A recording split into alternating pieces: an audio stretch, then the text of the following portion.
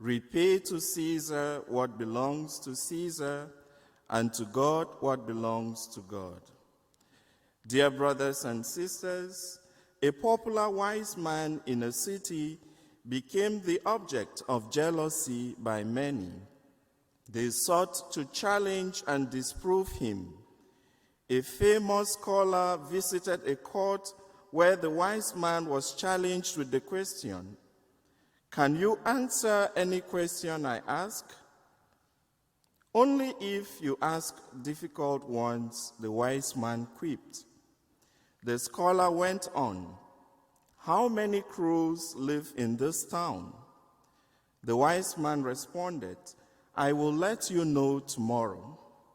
The next morning, the court assembled, expecting the answer from the wise man. The scholar confidently asked, "Do you have the answer, or do you accept defeat?" "I have the answer. There are 78,299 crows, the wise man said. The scholar protested, "How can you be sure?" And the wise man said, "I have counted all the crows personally. If you have any doubts, then count them yourselves." The scholar knew the wise man was bluffing, so he cornered him. "Suppose there are more crows than that," the wise man said. "Then it means that crows from other cities are visiting their relatives. And suppose the number is lesser than what you claim," the scholar asked. "That can only mean the crows have gone out of town to visit their relatives." The wise man shot back. He had an answer for any question. In the gospel today, the Pharisees and Herodians placed a dilemma before Jesus. Is it lawful to pay the census tax to Caesar or not? This was a trap for Jesus, which he used rather to teach an important lesson on civic duty.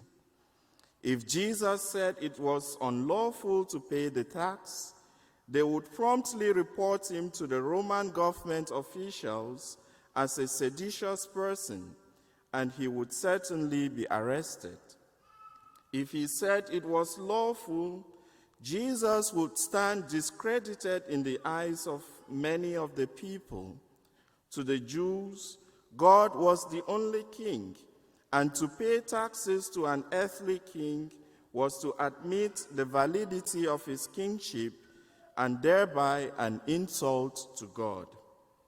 Again, the coin had the inscription, "Caesar Augustus Tiberius, son of the divine Augustus," because the father of Caesar was considered divine by the Romans. Jesus was wise and prepared to answer any question. He asked for a denarius and sought to know whose image was on the coin. It was Caesar's. Then Jesus said, "Repay to Caesar what belongs to Caesar, and to God what belongs to God." With this reply, he turns the question back on his interrogators, taking the discussion beyond the level of the partisanship they were trying to exploit, and he tells them that they are faced by a decision of conscience. With the upcoming elections, there has been a lot of debates on which party to vote for. The stakes in this election are high. It is a battle for freedom or bondage, globalism or nationalism, communism or capitalism, liberalism or conservatism, and ultimately for good or evil, life or death, God or no God. Imagine a situation where Jesus is asked, should we vote for the Republicans or the Democrats?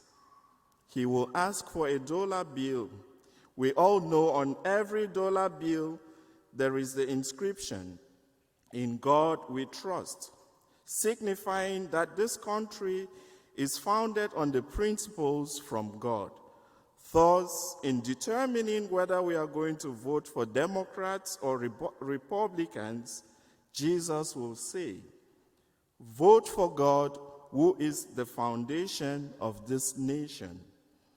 God is the deepest source and inspiration for everything in life, from sports to law, to the arts, to science and medicine.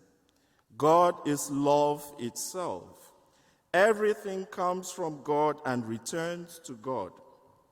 Any platform that is pro-God, pro-life, pro-family, pro-morals, pro-freedom should receive a vote.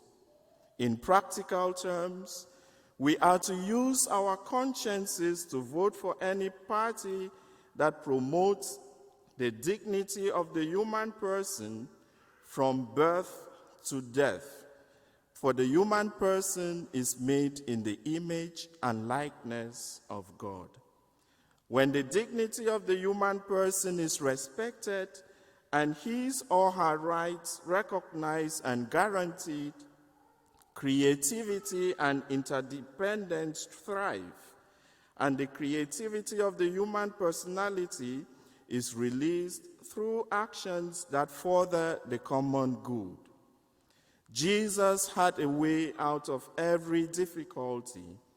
As we face the delicate choice in this election, upon which the destiny of this country hangs, let us ask for the grace to have consciences that will enable us to vote for God. Voting for God is voting for the continuity of the greatness of this nation and the welfare of the human person. Voting for God or voting against God will be an invitation for doom in this country. Jesus is neither a Democrat nor a Republican, so vote only for God in this election. The reply of Jesus, "Repay to Caesar what belongs to Caesar, and to God what belongs to God," concerns not the order of politics, but the order of moral responsibility. The individual's duty to participate in the life of the nation in a way that best promotes the common good of justice and peace. Christians cannot fail in their duty to God or the society. Thus, failing to vote is sinful and totally out of the question. Voting is a moral obligation, as the Catechism says. Submission to authority and co-responsibility for the common good make it morally obligatory to pay taxes, to exercise the right to vote, and to defend one's country. The decision not to vote fails to take responsibility for any advancement of the common good, even if limited by some false positions taken by a candidate. Remember, all power comes from God and belongs to God.